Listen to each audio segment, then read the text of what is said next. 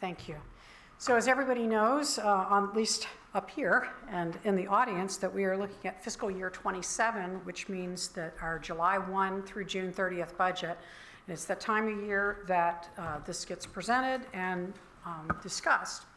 And usually this is more of a presentation in a time where I have made cuts, have made evaluations with the staff.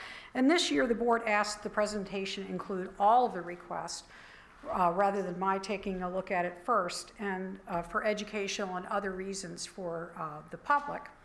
And so you're going to see the full expenditures that were requested and an estimate of the revenues that Ms. Calloway has projected with an equalized real estate tax rate, and then the potential additional revenue opportunities for the board to review and discuss.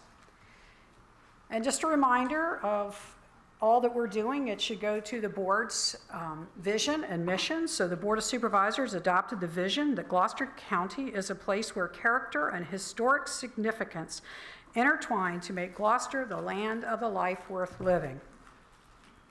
And the mission is Gloucester County is committed to providing exceptional customer-focused public service to enhance the community's quality of life, prosperity, and safety while sustaining and celebrating the county's rich history and natural beauty.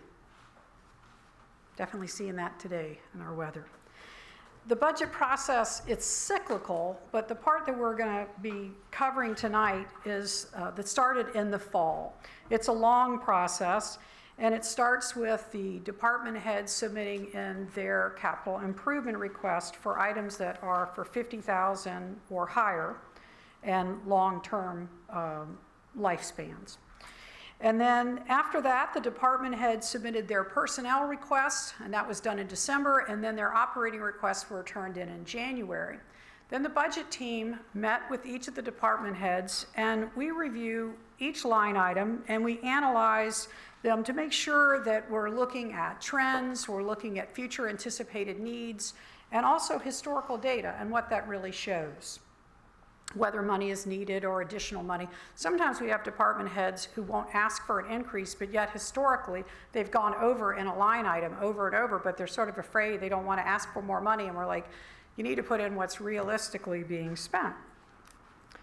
The county administrator met, or I did meet with the board last week, so that's the final step before tonight. We met either one-on-one or one-on-two to discuss the major changes and ask for input. So the total figure that you're seeing is a larger one than normal, and it includes, again, all the requests from the different submissions that come from a various group, from the schools, from external agencies, et cetera. And the FY27 capital improvement that I presented to you earlier in the year, no changes have been made to that at this point, so that's submitted as was done at that time. The FY27 totals to, the request total to over $96 million, with a projected revenue totaling to 89. So 89.5. So that leaves us with an operating gap of 6.5 million. And that is, again, using the equalized tax rate and no other increases to taxes or fees. That's our sort of starting point. The general fund is where most of the things that are done and are kind of where we have a little bit, or the board has control, and where we have areas to be able to submit new programs, new services, and keep up with things. So it has a lot of different programs and again, a lot of different transfers. This is just the expenditure sheet summary, which I'm not going to go over tonight, and we'll talk about the information that you'll be given later. But tonight is, again, kind of the overview, and then you're going to be given all the different line items, and we'll talk about that more. So this shows you the breakdown of how do we get to the $96 million that was requested, and it shows that, similar to the budget gap, it's $6.8 million over our last year's, or our current year budget, excuse me. The major expenditures that are creating this gap, we're going to go over those, and the first are the personnel expense increases. As the board is aware, I've proposed a 2.8% COLA, which is based on what Social Security offered. And this is partially state funded when we have boards that are, or we have comp board positions. The sheriff's step plan, the board's been made aware of it, but to make sure the public is aware that this is something that we implemented with the Bolton pay study, that we wanted to be like other law enforcement departments that had an annual step plan that would ensure that deputies and law enforcement officers had the opportunity to move along and sort of see where their salary was going to go and hopefully help greatly with retention. So this is the first year of implementing that, and that's almost at a cost of $150,000. Unfortunately, we are at this point out of the grants for our SRO officers and our officers that are in the school system. And that is a state grant that you can apply for 4 years. And when you're done, you're sort of at the level A, B, C, D. And the state has said that the grant is for new positions, like additional positions. However, if they are at a D level, you can submit, and if there's funding left over, there may be some funds that would be appropriated. We are going to pursue this, but the results of that grant application will not be known at the time that the budget is adopted. It will be after that. So we have to assume that we would need to, if the board wants to continue the program, that we would need to fully fund it. We also have an adjustment that is in there as a new request, a slight change. Right now, the county staff receive a 0.66, or it's 0.33 and 0.33, so less than 1% step increase. And that is to keep up with tenure and experience so that as new employees come in, it helps with compression and helps recognize their time here and again help with retention. We have not raised that amount since it was initially implemented, and so I'm suggesting that we raise it by 0.34 and bring it up to a full 1%. The sheriff's step plan is a 5% plan, and one of the things that we want to make sure is that we sort of are keeping up with that, and we don't have any, it's not going to keep up, but it's another thing to helping with morale and again retention. This also has never been given to department heads. When the plan was implemented, it was felt like that they were brought in at a market salary and they didn't receive any additional pay other than the COLA for their work with the number of years that they've been here. So this $38,000 includes the difference from going to 0.66 for all county employees that are in the general fund. So it excludes utilities and it excludes social services, but it's everybody else. And it would include for the first time that department heads would get a 1% step for their time here. You don't get this, obviously, until you've been here a full year. And we only do it once a year. It's not done at anniversaries, so some people have to wait longer until it comes around to the second time. And your 2 contract employees are excluded from this, so this isn't anything that affects the county administrator or the county attorney. New to the list that you didn't see in the prep, we were able to finalize our career ladder adjustments, the salary adjustments. And these are for positions that have, some are automatic and some are earned as far as what the employee has done going up to another level of seniority. A pretty disturbing number is a 30% forecast for health insurance increase. I am hoping that by the next time that we present to you, we'll have a better rate, and I think that it's been said we're going to be in the double digits. And I think that's probably pretty fair, but hopefully at least to cut this in half, because this is when you're starting with not that much revenue coming in over last year, and to have a $1.3 million increase and the other things that are above is a heavy load. And I have heard, and I've shared with some of the board members, that our communities around here that have already adopted their budgets and had their health insurance come in, or not adopted their budgets, but had their health insurance rates established. Several of them are at 13%, 13.2, one was at 11%.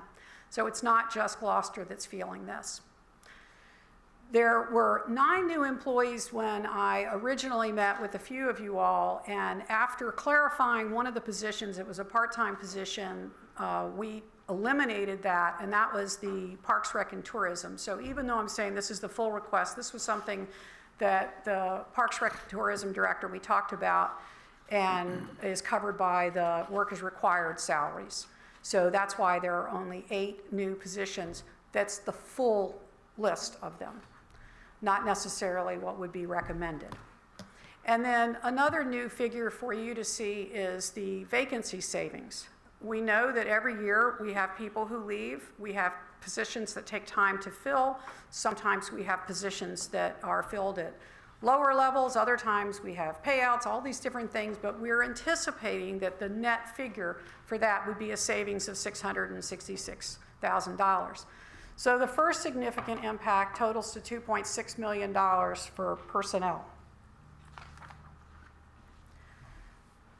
The superintendent has presented his budget, and you all will be meeting with the joint, at the joint meeting soon, and the school board will be meeting next year and adopting the budget. So what we have right now is just the superintendent's budget to base off of. I will say that Mr. Crisco made a suggestion that I think was very good, if we can work it out in the calendar, to move this presentation until after the school board has adopted their budget, and that would just make things a little bit smoother in not knowing what they're going to approve of what their superintendent recommends.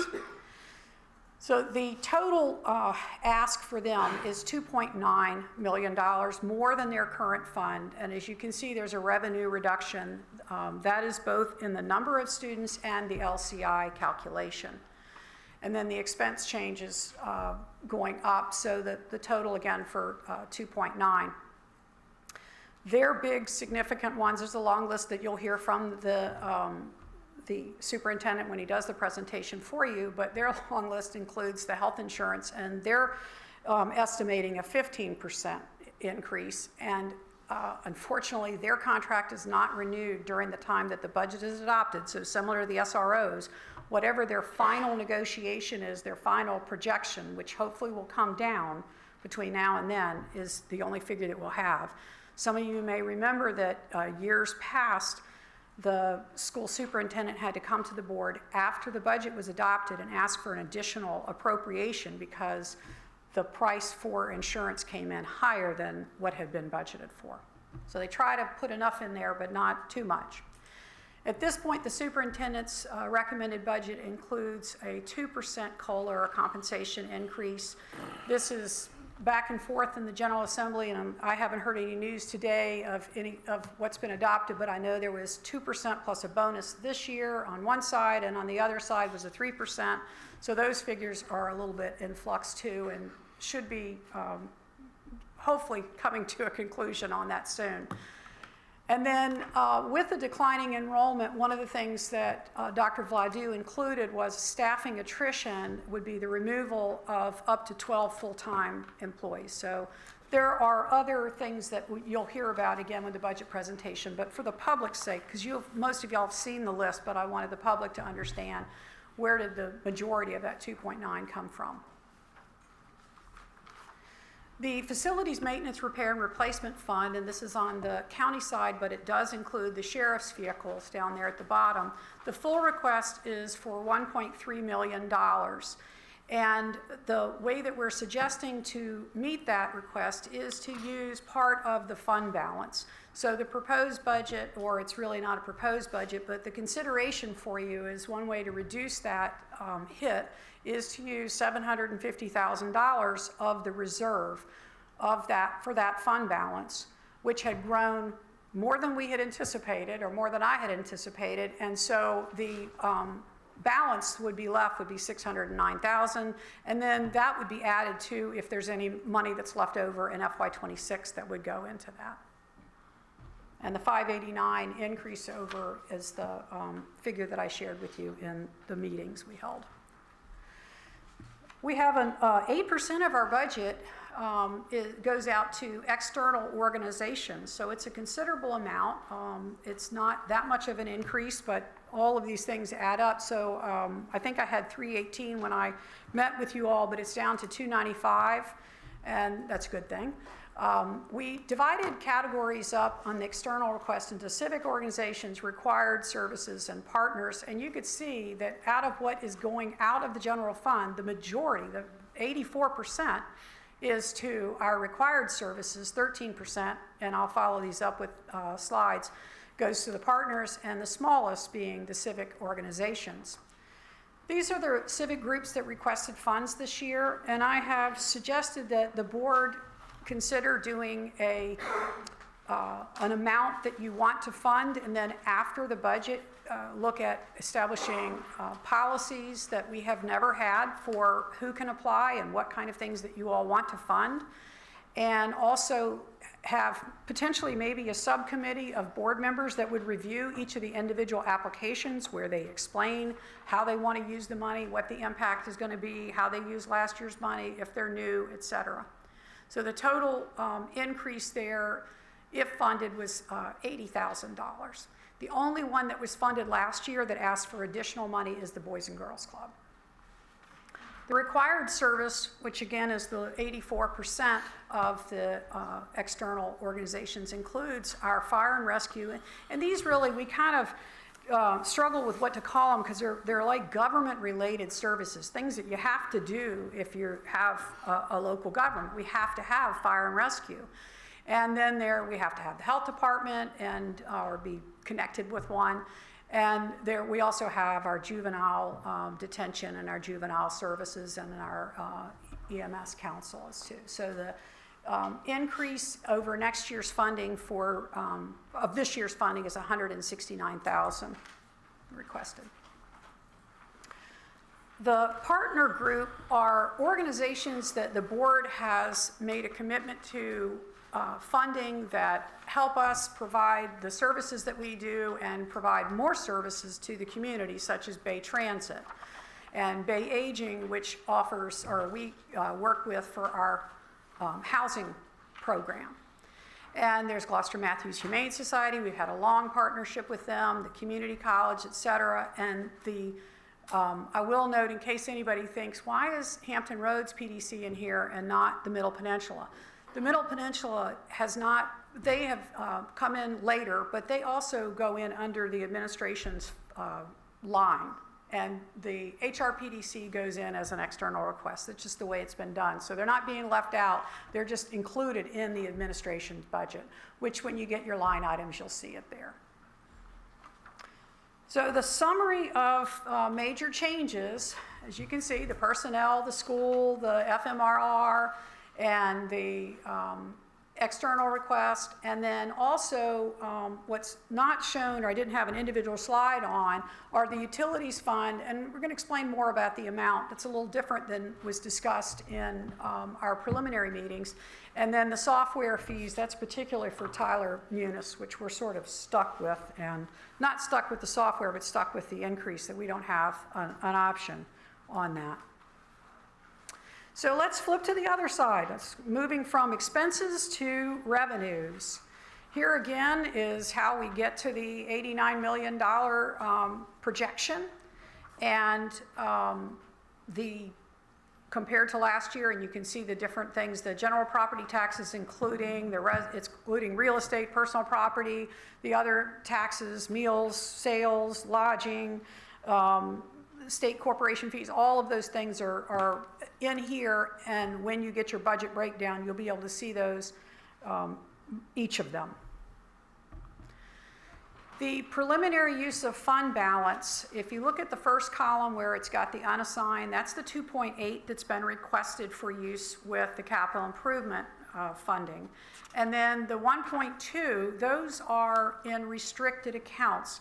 But when we look at how we use our fund balance, we have to include not only the unassigned, but we also have to include the committed or assigned or reserve account. So if you see that 4.1, we don't want you to think, wait a minute, how are we spending 4.1? The others have their own fund, but they are still part of the fund balance.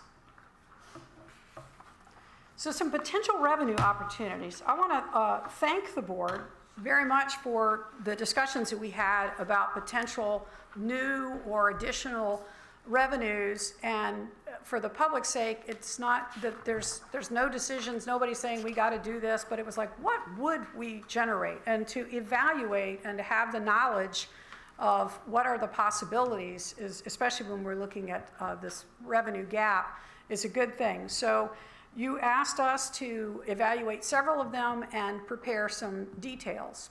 So the first one is one that the board has decided years ago not to go for when it became available, and that's the potential cigarette tax. So you can see how much the neighboring communities that have this tax are collecting and the amounts that they charge per pack. In order to be a part of this program, you have to be in an authority. So there's a lot of work that if the board wants this to be pursued, we would want to know that so we can go verify that A, one of the authorities will accept us in, B, checking on the operational expenses, the cut that they take for the management, the help that they provide, and then we had the Commissioner of Revenue did a presentation a couple years ago when this came about and explained that this is a huge new workload on their department. So in looking at the revenue, there would also need to be accounting for new staff that would have to be managing this locally. And you're going to see these figures of between this amount and this amount. You don't have to worry about writing anything down or whatever because the totals are expressed again in the end as a summary. The next one that's been brought up just about every year is the boat tax. And in addition, I've mentioned a couple times that some of the localities have switched to a boat fee. So you can see the amounts that are being charged both in a tax rate or as a boat fee of the communities around us that do collect and the revenue that they are generating. I know that you all are aware that our Commissioner of Revenue has to value the boats and go through this exercise every year, even though our tax has like a whole bunch of zeros in front of that one and we don't collect, they still have to account for them. And so what we've noticed is, and I think it's probably post-COVID, that there's been a significant decline in the number of boats registered in Gloucester County. And I think that's also common from what I've seen of state figures too. But if you look at 22, from 21, we were down 3%, the 0.3, and then the 1%, and then 1.5, and then this year it even dropped off more. So less boats, and that's just the reality of it. 97% of our boats are recreational, and that's where most of the decline has been. The number of business boats has been pretty much steady at the 3%. If Gloucester was going to charge a $1 rate, then the projected revenue in FY27 would be $622,116. So that's best guess based on the number of boats that we anticipate would be here and the numbers that the Commissioner has provided us. The boat fee is a little bit harder to estimate because if you want to do comparisons so that we're competitive, the rates are kind of all over the place between the different localities. So this is a wide range. And Ms. Calloway, looking at the number of boats we have, looking at the averages of different rates that are charged around here, we're looking at could be anywhere from $96,000 to $480,000. And this is, again, another example, just like the cigarette tax, that once the board has had a chance to meet and discuss these, if the board wants to move forward with one of these, we would need to hone in on, if you wanted to charge a boat fee, would we be looking at $96,000 anticipated or $480, and the fees that you would want to charge. Another potential tax that has been raised by the board, and you had Mr. Wilmot look into, and Ms. Calloway also provided information on, are we maxed out? And that is our meals tax. And according to the code right now, we can raise it, and wanted you first to see where, the reminder of what our rate is of 4% and the revenue that's collected, and to see what our neighbors are doing. Williamsburg and the cities have different kinds of rules than we have. They also have different ones on the lodging tax as their special tax. I have heard that James City County and York County are both looking at raising their taxes next year. I did verify that James City County, there was an article on it that they considered last year and selected not to. I'm not sure that'll be the same thing, but this gives you an idea of where we are. And then this gives you, what if we raised it by 0.5% to all the way up to 2% of what additional money could be generated. So if you raised it to the maximum, we are anticipating that the FY27, based on what we know 4% is supposed to bring in, that would bring in $1.8 million more dollars.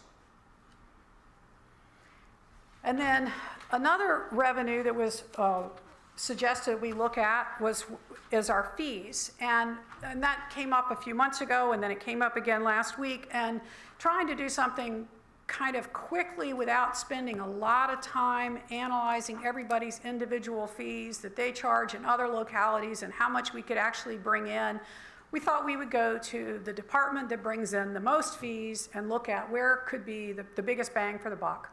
So the building permit revenue is estimated to be $296,000 next year. And if the board wants to direct us, and if you think that the return on investment is worth it, either because it needs to be done because you'd like to have a higher cost recovery than 30%, or you think it really helps with the general, with the revenue loss, you can see the amounts if we raise by 10, 20, or 30%. And the staff can come back and give you proposals for which fees and the amounts. But the main thing to understand is even if we raise the fees by 30%, you can see it doesn't generate as much as some of the other kinds of taxes do. The personal property tax is listed here. Last year you did do an increase, and this is just what it would be, and you could see quickly so you can have a reference chart of if you raised it. And then the same thing, we are looking at, for the real estate, we are looking at an equalized rate, so you can see we're down there at the 0.614, which is what our current tax rate is. And if you raised it a penny, how much more you would bring in.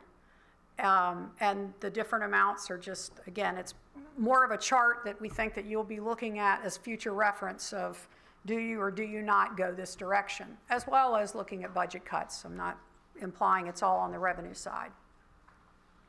So here's that summary, and the total is a smaller total because, again, it looks at the smaller amounts. It's looking at, for personal property and real estate, just if you did the 1 cent, and I believe, I have to go back and I would look if it was the penny or just the penny on the personal property rate.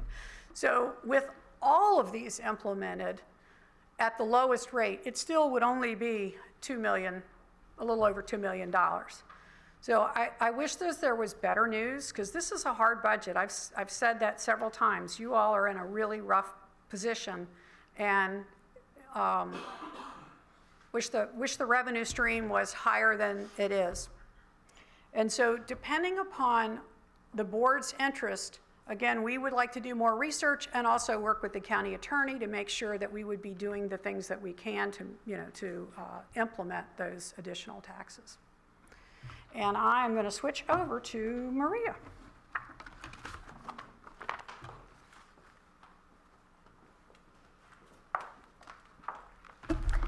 Good evening.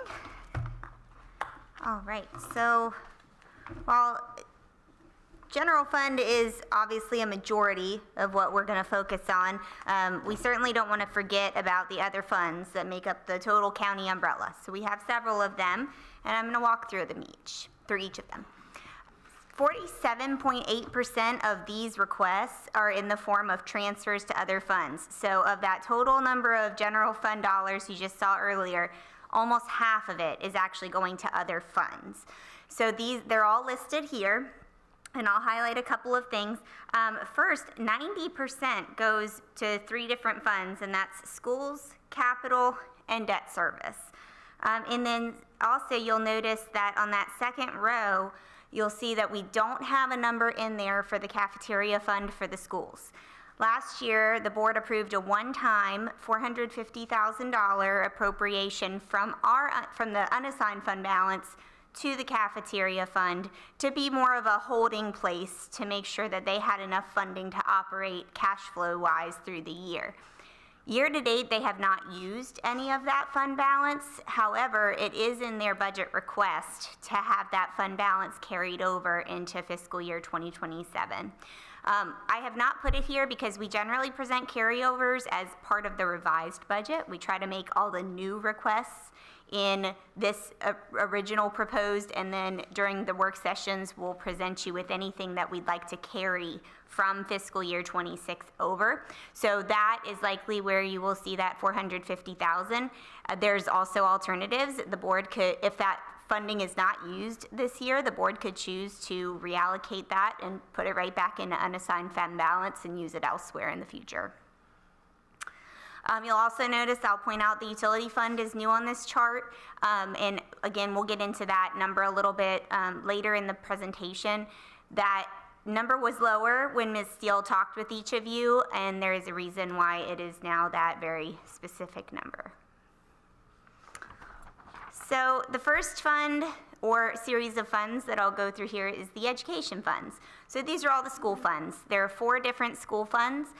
They're the school operating, the cafeteria, which I just mentioned, special education fund, and the grant fund. The total of the fiscal year 27 proposed school funds are $84.8 million. Of that, $2.9 million is local funding from the county that's being requested. So certainly that is subject to change. And then, as I just mentioned, they are requesting a carryover of $450,000 of fund balance. Next is the social services fund. We're looking at about a $440,000 increase in this fund, which is due to personnel mainly. And about 36% of this fund is funded by local dollars.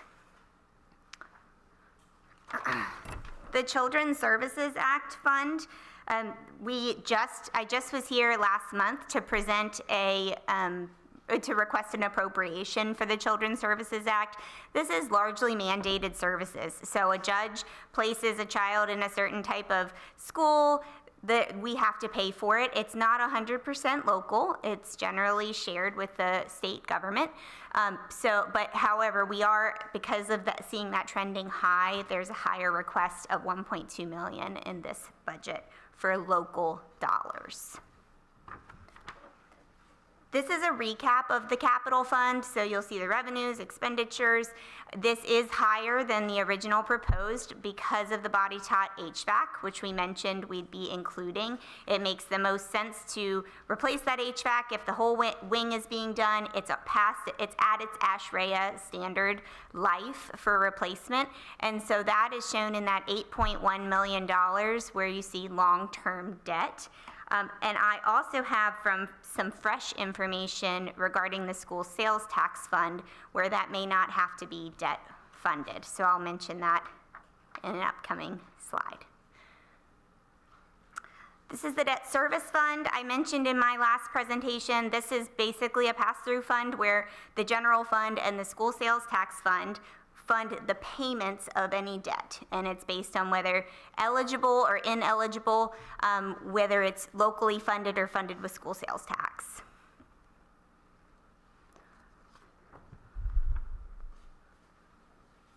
The county grant fund, this is the second year of this fund, and it's laid out a little bit differently to make sure that I clearly show what is being funded, how much of general fund dollars are included in this.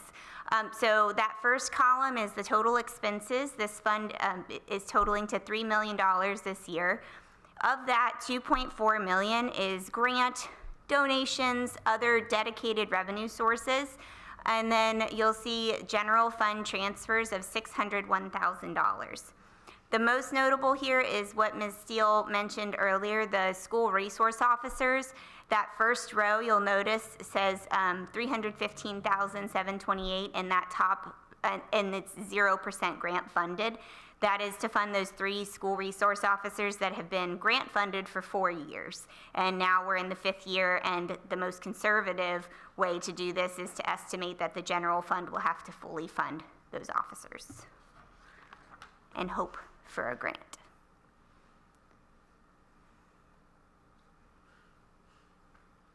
There we go. Opioid abatement fund.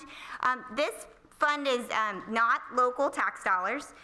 We are working on revisions to the long-term plan of this fund. This is settlement funds that we've received from the opioid abatement settlements. And right now we are budgeting to use $405,000 of this fund for fiscal year 2027. Majority of that is for a grant that is not actually our settlement funds. It's a small portion of our settlement funds that we work with the Northern Neck Regional Jail on. And then we are proposing to continue with the prevention and treatment specialist, which has been extremely popular at the high school. And popular may not be the right word. It's been very effective, I would say, is the best way to word that. And we are working with the schools to make sure that we're enhancing that if that's where the dollars are best spent for this purpose. Also going to continue with the dosing subsidization per our MOU. Okay, I mentioned the school sales tax fund. I don't have anything earth-shattering to actually show you on this slide, but what I can tell you is this originally is budgeted as the transfers out of $5.5 million in the expenditure half of the slide, which would be the school sales tax funded debt payments. And that included a payment for 1 year of body tot, where we would be debt funding it and then making those payments out of this fund. However, we review the projections for that fund, and we currently have the cash, it appears to, well, it doesn't appear, it is there, to fund that project in full with cash, which would avoid interest costs. That is something that I would like to provide the board with additional information on, because we do want to make sure that we're aligning with the capital plan any other eligible projects that you may want to use that funding for in the future, and prioritizing those in the best order. So more information will be coming to you, and certainly would expect we'd discuss that at a future budget work session. The first, the Gloucester Sanitary District, these districts, the two districts and then also the mosquito control are all funded with a 1 penny tax of the properties that are within those districts. And so in this particular district, the total revenues are 29,000, sorry, not million, mostly derived from general property taxes, as well as a little bit of interest that's earned. Gloucester Point is the same way. However, we are projecting that this district will bring in a little more revenue than what we need to spend. So we're projecting that we'll add about $6,800 to fund balance in this fund. Mosquito control is similar. We are expecting to add a little bit of fund balance, and it looks like I am missing a number in this one, but it's about $1,000. But it's funding itself, which is a good thing. Oh my gosh, this thing is a little sticky tonight. We're just gonna do a quick recap of the capital plan. Oh my goodness, I don't know what just happened.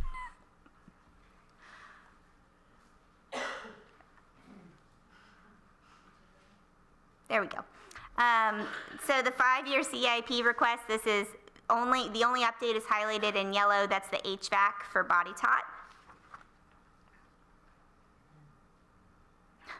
Do you want to do it, Trish? Thank you. The total recommendations have increased again by that body tot renovation, the body tot HVAC, so to $8.1 million. And then this is a summary of the PAYGO projects. The total recommended PAYGO projects amounted to $2.8 million, which were all recommended to be funded with unassigned fund balance. The important point here, where you'll notice a couple of additional lines there with the 16 and 15%, is if the board wishes to pursue a bond rating, it may be more desirable to use less fund balance and try to maintain as much fund balance as we can. So we have, our policy says 14 to 16%, 15 is the minimum, and so we have budgeted in that 2.8 to go all the way down to 15%. If we would like to maintain 16%, which is the top of our policy, then we could only use $1.463 million of unassigned fund balance, which would mean some of those requests would either have to be cut or there would have to be operating or other revenues that would cover the remainder of the capital plan. Thank you. Forgot. This is just a reminder of the unassigned fund balance, so no changes here, just to make sure that you have it available. And another reminder, I'm using that word a lot tonight, $11.8 million are things that were not funded in this, recommended for funding by our county administrator in this plan, and will likely show up on a future request in fiscal year 2028. And I'm going to pass it over to Ms. Legg to review the utilities plan.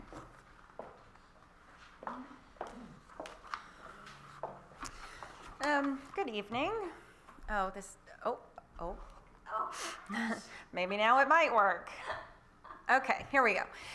Just some quick highlights. So the FY27 proposed utilities budget includes a lot of the same personnel type expenses that you heard from the general fund side, the 2.8% COLA, career ladder increases, and the projected 30% health insurance increase. It also incorporates what was presented in last fiscal year, the 13% increase in rates versus the 14% that you all heard from me a couple of weeks ago. Still incorporates proposed borrowing to continue supporting the capital plan, and the $935,684 revenue from a potential increase in the meals tax. That is a 1% increase in the meals tax. So this is just a summary of revenues versus expenditures. You can see the very middle column is FY27 proposed of $12.3 million. So this is $1.5 million over the FY26 budget, and this is mostly accounted for in the increase in the capital plan. Yeah, we had a rogue slide. So this is the capital plan. This has been amended. So when you saw this in, as we were working on the FY26 budget, not all of these projects were listed here, but the cost was about $4.89 million at the time for FY27. Through a reprioritization, reviewing the projects that were part of the master plan recommendations, that has brought us to this list. Some things have been moved up. So for example, the Force Main bypass up 17. That has been moved up a couple of years to start that design process sooner because we believe that we can push off some upgrades to Pump Station 13 for about 5 years if that happens first. And that will help us with a lot of our pump station capacity issues here in the courthouse. So the proposed capital plan for FY27 currently sits at $4.755 million. So this is just a breakdown of how that looks different from last year to this year and also 5 years. So you see in the first column, you've got what the current plan is based on the FY26 adopted budget versus what we are going to be recommending now. And you can see over 5 years, there's a significant reduction in capital requests. And that is mostly attributed to, again, shifting some things around, but also pushing out the potential expansion of the water treatment plant. That is about a $17 to $20 million project. So moving those out into later years has shifted those costs. So proposed rate increase, again, this budget is proposed with a 13% rate increase for water and sewer customers, as I shared with you last year as well. So this is what that would look like for our customers. So 86% of our water customers use roughly 5,000 gallons or less. So someone's current water bill is $57 a month, and at 5,000 gallons. They would then go to $64.65 per month for an increase of $7 per month. What that looks like for water and sewer customers. Again, assuming a 5,000 gallon customer would go from an $86.50 to $97.75 per month.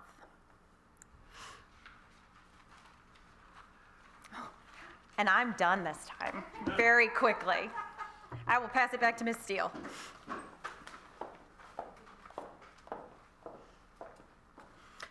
Okay, I want to summarize a few things, and before flipping the slide, I'll say there were two things that you heard tonight that were kind of in the recommendation category. One is using the FMRR reserve to try to help soften that. That seemed to be something that in a previous discussion that I thought the board would be interested in. The one that Ms. Legg and we were all kind of hinting around to, that came about last minute, and we knew we were going to be looking at what would a meals tax do. At the same time, you've heard Ms. Legg talk about, and the board has wanted to help provide general fund dollars to build up the reserve that is needed, this 180-day that may take 5 years to get there. And so originally, when I met with you all, we were discussing $660,000 over like a 5-year period. In the enterprise system, and this is what happened with Mr. Dawson quite a bit of times too, when your operating expenses go up because of breaks, repairs, the personnel and things, he postponed capital projects. So right now, she's hurting in this budget, and if this went from 660 to, if the board was accepting of raising the meals tax for a penny and earmarking that so that all citizens would be helping to contribute to the utilities, that would give her the extra money that would allow her to to carry over her capital projects and actually be able to do those projects next year and just keep things going. So it's another little bit of a boost of keeping utilities on the right track. So those are, again, two recommendations, but what we really want to hear is more thoughts and ideas and what research or questions that the board has to try to make these very difficult decisions. And obviously over the time of the next few weeks and until the budget is adopting, you're going to be hearing from the public in town halls and in the public hearing, and I'm sure emails and phone calls and other things too.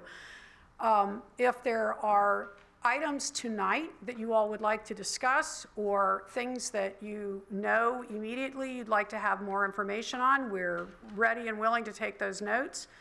We are also more than happy to bring back recommendations if this seems to be overwhelming of what would you cut first or what would you add first. We will look at doing that as well. If you would like to have, we'll help with organizing speakers. If you'd like to have any thematic nights or some specific speakers, like if you wanted a night to have everybody who's asked for a civic contribution to come out and explain things, we'll set that up and use one of those work sessions for that. If there's certain departments that you want to hear more about, and I think you'll also, it's not like you have to say that tonight, we just might need a little bit of notice to make sure that they're available. But I think as you get into the budget, you might have more questions about certain ones, especially the new board members as you're really looking. So we're happy to bring in department heads to present their budget, both past and request of what they've had and what they're asking for. So we owe some deliverables that will be coming ASAP. The first one is the Excel file that has the full budget, that allows you to go in and play and change and move things around and explore and also look at the notes and all. And that will include the line item budget with that we'll be sending. And then we wanted to send also a school transfer history worksheet because that's been brought up before of how much funds, and we were looking at the percentage of what has gone there. And then we have a budget appendix, so really that could be part of our budget appendix. Last year we pulled out many of the documents that just, again, are overwhelming to look at all these individually, and you want to have time to study them, and they are the backup documents that get you to the sheets that we show, or the screens, the slides that we showed you tonight.